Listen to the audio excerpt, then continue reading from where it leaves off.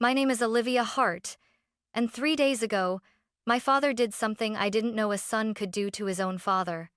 He flew my grandpa Theodore Hart, the man who built a shipping empire, from a rusted pier on a memory trip to Lisbon, and left him there. No wallet, no phone, no passport, just the Atlantic wind and a promise. Dad whispered at the gate, "You've had enough, old man." Dad thought he could come home, change the locks on Grandpa's Bellevue mansion, and start counting the money, my grandfather's money. But when Dad pushed open the front door, there was Grandpa, dry and smiling, his cane tapping once against the marble. "Oh, you're back," Grandpa said. "I have a surprise for you." The surprise? It would ruin my father's plan, expose the rot in our family, and force me to choose which blood to save. I thought I knew the answer. I didn't. Dad Richard Hart was all charming efficiency at SeaTac, the kind of man who could talk a gate agent into rearranging the weather. "One last trip before we do your study, Pop," he said, squeezing Grandpa's shoulder.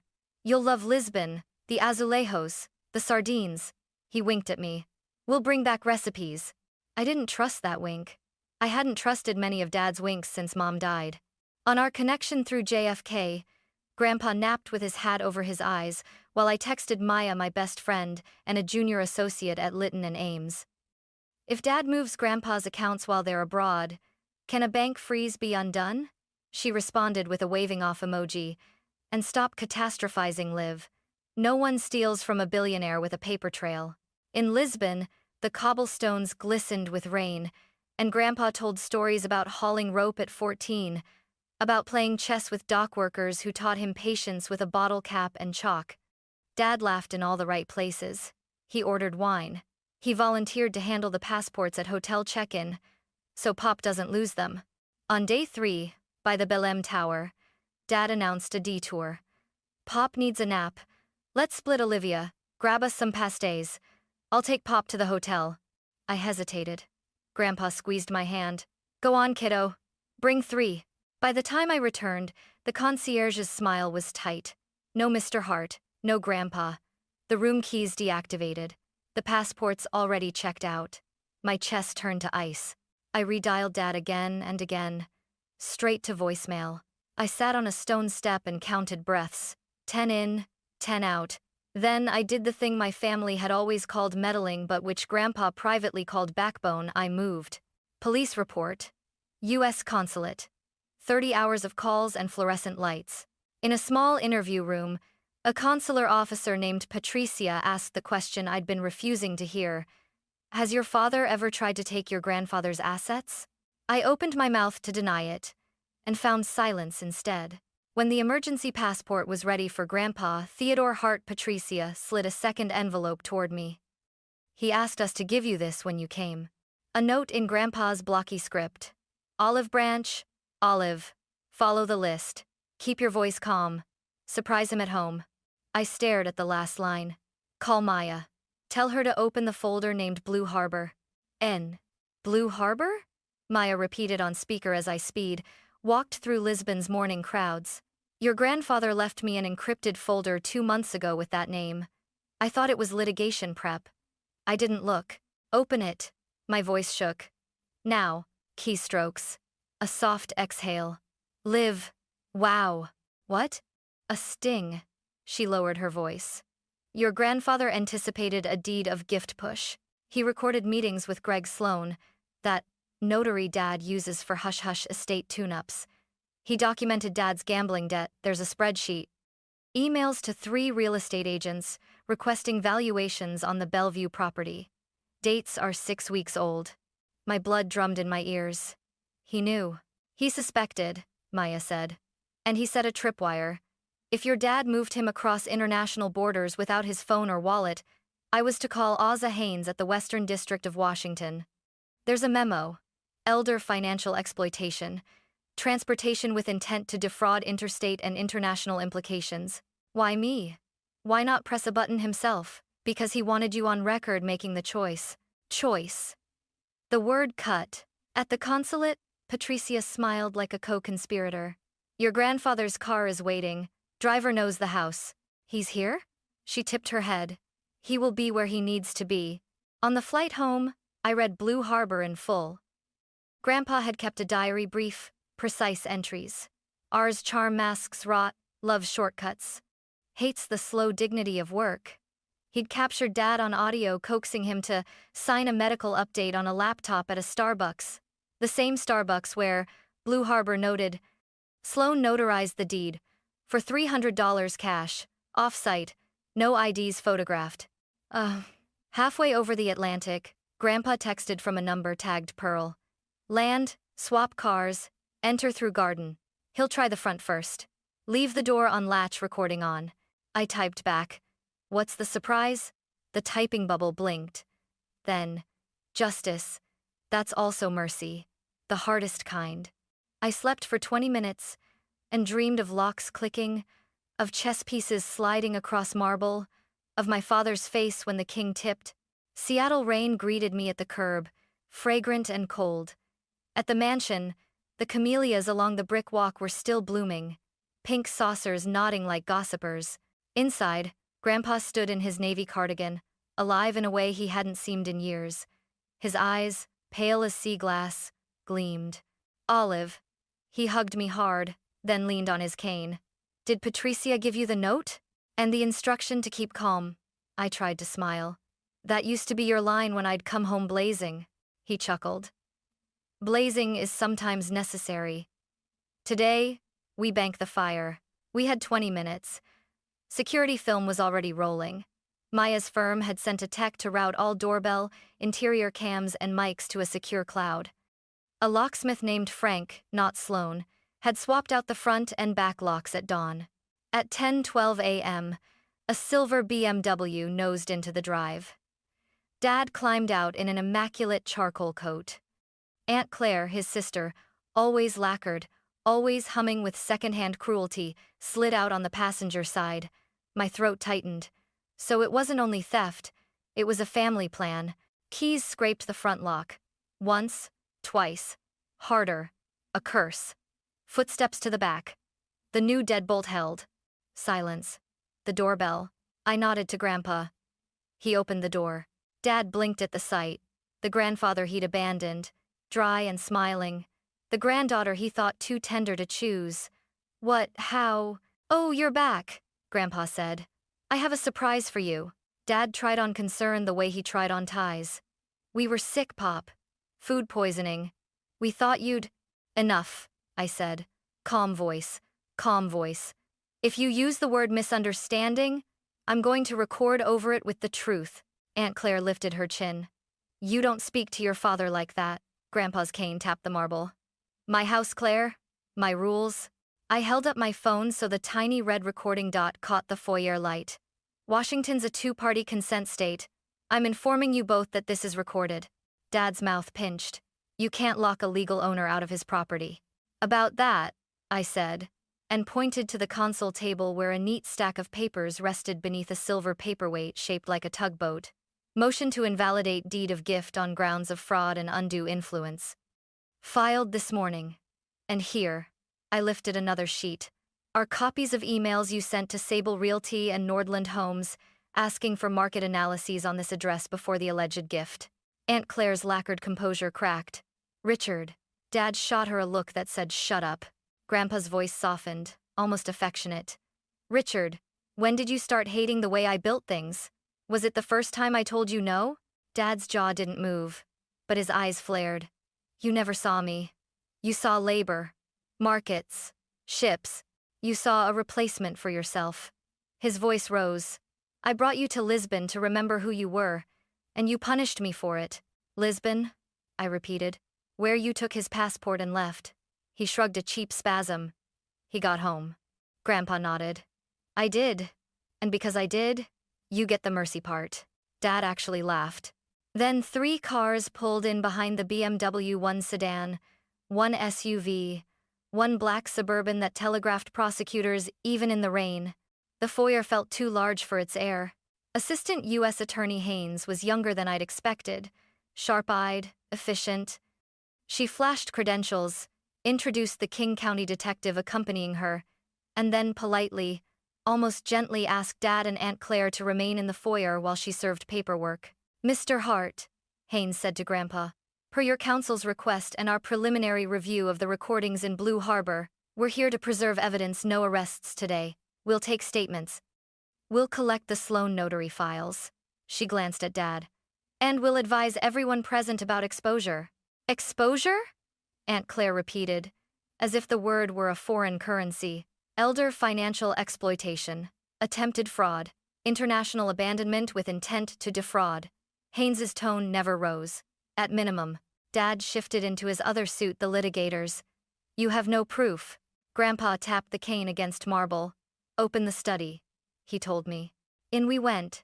On the desk, a hard drive labeled Harbor Cut. Haynes Tech plugged it into a laptop. Video flickered up. Starbucks chatter, the swoosh of steamed milk, Dad's voice. It's a medical update. Standard boilerplate. Just sign there, Pop. Then Sloan, counting out cash, muttering something about off-site convenience. Aunt Claire paled visible shades. Haynes didn't crow. She simply nodded, time-stamped, logged. We'll need the Sable and Nordland emails too. Printed, Maya said from the doorway, damp hair curling in the rain. She crossed and set a second stack on the desk. Marked as exhibits A through F. Dad stared at me like I'd grown gills. You brought in the feds? Grandpa did, I said. I made a choice to follow through. He snorted. Of course you did. You were always his little deputy. Something in my chest wanted to snap. Calm voice. Calm voice. I'm your daughter, and you left your father to be disappeared. Don't confuse love of justice with treachery. Haynes closed the laptop. We'll finish the evidentiary collection, then leave you to your civil process. Mr. Hart? To Grandpa. Your counsel asked me to deliver the other set of documents personally. Grandpa took an envelope, weighed it in his palm like a fisherman deciding if a catch was worth keeping. Then he slid it across the desk to Dad. Dad opened it. Read. Blinked. Read again. This is irrevocable charitable trust, Grandpa said softly. The Bellevue mansion, the island cabin, the marina stake. I've transferred all real property to the Hart Foundation for Maritime Scholarships. I remain grantor with a life estate. When I die, Olivia becomes trustee. Aunt Claire swore, then bit it off. Dad's voice was a rasp. You'd rather give it to strangers than your blood.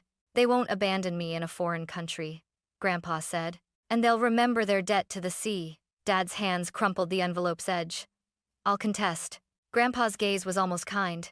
You can try, but contests require clean hands. Haynes thanked us, advised next steps, and filed out with her team. The house swallowed the silence they left behind. Dad looked at me as if I'd set the trap myself. You think this makes you noble? No, I said. It makes me responsible. His smile curdled. Then, be responsible for the consequences. He left with Aunt Claire in a storm of perfume and contempt. Grandpa exhaled like a dock worker, letting go of a line. Tea? I started to cry. Litigation is a kind of weather. Pressure rises. Skies darken, people make bad decisions in pouring rain. Margaret Chen, yes. The Margaret everyone whispers about in downtown lobbies took our civil case. We're not asking for damages, she said. We're asking for certainty. She filed for a temporary restraining order enjoining Dad from entering the property, liquidating heirlooms, or contacting house staff. Dad hired Robert Michaels, who liked Latin and theatrical pauses. He painted Grandpa as a mercurial patriarch, me as a granddaughter with outsized influence, and the trust as a selfish end, run around filial duty. On social media, Aunt Claire posted a carefully vague plea. When elders are manipulated, families suffer. Comments bloomed like mildew. We turned the guest room into a war room. Timelines on poster board, email strings tabbed, receipts in plastic sleeves. The Blue Harbor Drive sat like a beating heart in the center. Every night, I wrote a page in a cheap notebook. What we had, what we feared, what I wished I could say to my father that didn't sound like a knife. Grandpa cooked. He moved slowly, stirring soups, baking biscuits too salty, telling me stories I thought I'd heard but now heard right. I used to think that money made men decent, he said, setting a bowl in front of me. It doesn't. It makes them louder. Do you regret the trust? He considered. No. I regret not teaching your father the difference between inheritance and legacy. Is there a difference? An inheritance is something you get, he said. A legacy is something you become. I tucked that sentence away like a bandage. I had a feeling I'd need it. King County Superior Court, Department 12. Mahogany, flags, fluorescent hum. Dad wouldn't look at me. Aunt Claire wore a pale suit like frosted bone. Our row was a small Navy river. Grandpa, me, Maya, Margaret, our paralegal with a neat bob and 1,000 tabs open. Michael stood crisp and cutting. Opposing counsel will wave around Starbucks videos and trust documents prepared under duress. He gestured toward Grandpa without quite pointing. But we asked the court to see through the melodrama. A deed is a deed. Margaret, no theatrics, no Latin. A deed, procured by deceit, is not a deed. The evidence shows misrepresentation, improper notarization, premeditated valuation requests, and an international abandonment designed to create possession. This is not melodrama, it is pattern. We called Sloan first. He smelled like nervous cologne. Under oath, his story wobbled. Mr. Hart Richards said his father had mobility issues. Margaret's eyebrows rose. And did he? Well, he did walk in under his own power. How much did Mr. Hart pay you? $300. Standard? No. Standard is $25. Margaret didn't smile. Thank you. Michael's cross-examined into fog, but the Starbucks hiss and the cash counted spoke for themselves. Then my testimony. Hands on wood. Oath thick on my tongue. Margaret walked me through Lisbon, the concierge's tight smile, Patricia's tidy files. She asked what Blue Harbor felt like when I opened it. I didn't say, like betrayal wrapped in love. I said, like clarity. Michaels tried to pin me to my father. You dislike him. I love him, I said, and watched him flinch. That's why this hurts. And yet you invited federal involvement? I honored my grandfather's instruction. I made a report when I believed a crime occurred. Calm voice. Calm voice. Dad took the stand. Michaels softened his tone. Mr. Hart, why Lisbon? Dad baritoned. He loves the ocean. I wanted to give him memories. And the deed? His idea. He wanted to secure my future. Margaret approached like a tide coming in. Mr. Hart, which came first, the valuation emails to 3 realtors, or the alleged gift? He hesitated. I don't recall. Exhibit D shows your request to Sable Realty, dated March 3. The deed you claim as a gift is dated March 26. Correct? He stared at the page. Yes. And you told a notary your father had mobility issues. That was a misunderstanding. She slid a transcript across the rail. And in Lisbon, who possessed your father's passports? He pressed his lips thin. I did. When you left the hotel, where were those passports? On me. On you. Margaret repeated quietly, like an undertaker laying a lily. No further questions. I waited for anger to feel like victory. It did not. The judge, Honorable Patricia Morrison, leaned forward. I will rule on the deed. As to the trust, absent evidence of incapacity or undue influence, she looked at me briefly. This court sees a valid charitable instrument. Arguments about filial duty belong at dinner tables, not in equity. Michaels objected. His objection went nowhere. Judge Morrison's ruling on the deed was short and devastating. Deed void for fraud and undue influence. Possession remains with Theodore Hart. Defendant is restrained from the premises absent invitation. The gavel sounded like a dock cleat catching rope. Dad exhaled a ragged breath, through a smile that wasn't a smile. He did not look at me as he left. I thought the surprise had been the trust, the elegant checkmate that saved the board, but Grandpa had left one more gift piece face down. 2 nights after the ruling, he called me into the study and handed me a ship's log bound in cracked leather. Turn to the last page. In Grandpa's small, patient script, if Richard ever tries to take what isn't his, give him the thing he thinks he wants. Give him the company. I blinked. Grandpa what? He smiled, melancholy and bright. He wanted the house and the shine. He never wanted the work, so I gave him the work. The next morning, our family convened at Hart Maritime headquarters. Council, board members with windburned faces. Dad walked in late, bristling. What fresh theater is this? Grandpa set a folder in front of him. The CEO seat, he said. If you want a legacy, build one. And pro, Dad laughed, then stopped when he saw the paperwork. Interim CEO of a company held together with dock lines, union contracts, insurance audits, Coast Guard inspections, fuel hedges, aging hulls, razor-thin margins, and a cash position that looked less like a treasure chest and more like a sailor's wallet after shore leave. You made it look bad, he said. It is hard, Grandpa said. It always was. I hid the strain so you could learn love before labor. You learned contempt instead. Dad shoved the papers away. I won't be tested like a child. Then stop acting like one. Grandpa's voice gentled. Here is the mercy, Richard. Take the job for 6 months with a union mentor and a compliance monitor. Earn a salary. Pay down your debt. Prove you can keep men safe in weather. Dad stared at the floor. Is this what you call love? It's what I call hope. He didn't answer. He took the folder and left. For 6 months, the company taught him humility, one thin paycheck at a time. He missed meetings, learned not to miss them, barked at a captain, learned to listen, tried to cut maintenance, watched the compliance monitor shake her head until he stopped. He paid down 2 cards. He stopped gambling. He didn't text me. At Thanksgiving, he came to the mansion and stood on the porch like a kid, asking if he could come back inside after breaking a window. I can't undo Lisbon, he said. But I can try to be a man your grandfather would hire. I held the door open and did not step aside. You burned the bridge, I said. You can cross it anyway, on your knees. He nodded once and did. Not literally.